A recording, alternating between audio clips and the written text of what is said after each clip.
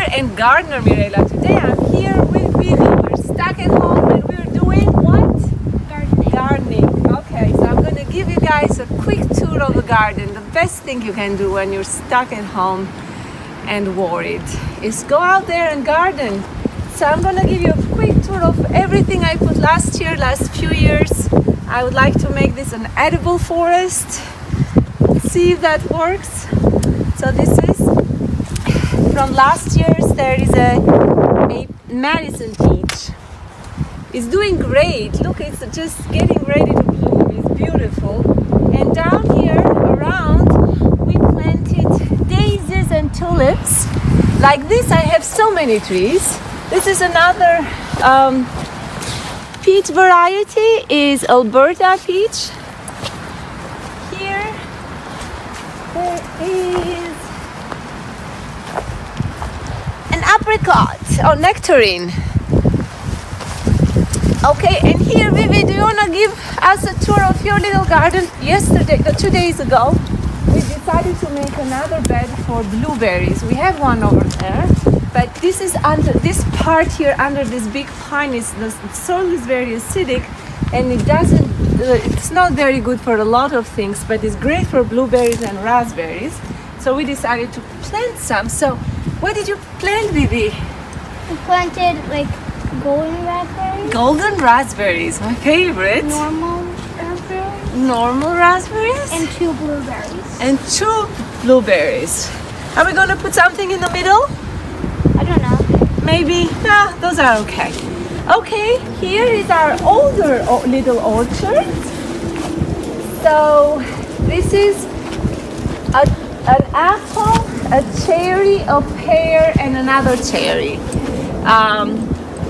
These are a couple of years old. Didn't do very well. The little ones last year did better because I think it's this pine here that again makes the soil very acidic. And I want you to notice this. What I do with the leaves we have a lot of oak trees here. I grind the leaves the next year. We have a big machine that grinds the leaves and then becomes mulch. But if you see the last year, look how nice it is. The last year's mulch becomes like a fertilizer for the trees. So hopefully, I started doing it a couple of years ago. Hopefully this is gonna help these trees. Okay, and here is our own blueberries. They did really well. But the birds take them, so I have to cover them. That's why this is here. I just put a net when these guys are blooming and ready to harvest. Our main part of the garden, we're gonna start with Vivi's garden. Come on, Vivi, tell us, what are you planning here? So the cardboard is to just, there's another new way of trying to kill the weeds here. This is new bed for us. So I put some compost, and then I will put this, and I'll put another layer of compost on top of it. So hopefully the weeds are gonna die. At least that's what I read. We'll see, it's an experiment. But this is Vivian's experiment. And what are you doing to this one, Vivi? Well, we're gonna plant 3 different things in here. Uh-huh. And in the middle, we're gonna plant a bush. A bush? Wait, I'm bringing the bush. Okay, so this is a goji berry bush. There you go. Vivian wants to put this in the middle, and then I want to put I want to put it in without the pot. Right. We're gonna plant it, of course. And then I think we should put flowers around it. Huh? And then we should probably put vegetables on the rim. Because the reason I decided to put it this way is because it's the ones, since this is really big, the ones that need least treatment or whatever go in the center, because you won't be able to reach the center. So bushes, all they need is water. Same goes for flowers, but they need a bit more. And vegetables need a lot and stuff. That's a great idea. It's awesome. I should have done this for all my beds. Awesome. Yeah, but those ones are small enough to like get in the center. That's right. That's right. So this is Vivian's garden. These two are 2 apple trees, and this in the middle is a plum coat. Plum coat is a mix between a plum and an apricot. And this is my main garden.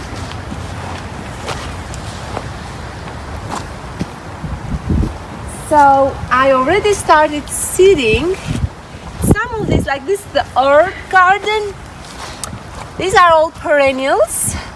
This is oregano. It started to come. If you look, see the green? It's starting now to come. There are a few of them all around. It becomes huge. It's Italian oregano and Greek oregano. And this year my sage survived. I'm so happy about it. And there is a lot of mint here. So this is going to be lush, just herbs. Here, I have a lot of seeds here, which they're coming. Vivi, Yeah. I planted this with Vivi a couple of weeks ago. And look, sweetie, they're all germinating. Here we have spinach and arugula, kale, and carrots. They're all frost resistant, so you can start them really early. You did so well, my love. And a sage from last year, I left it here because also it survived.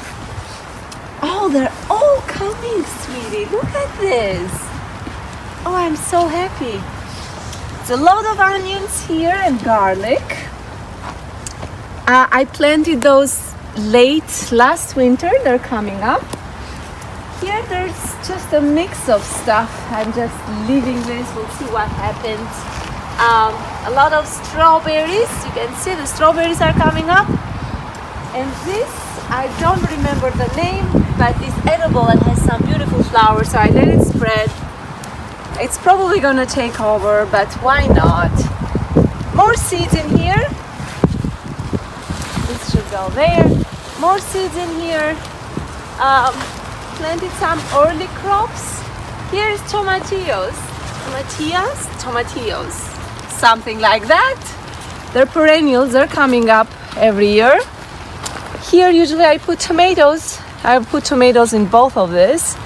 Right now it's spinach and things that early crops. And this, it was my experiment.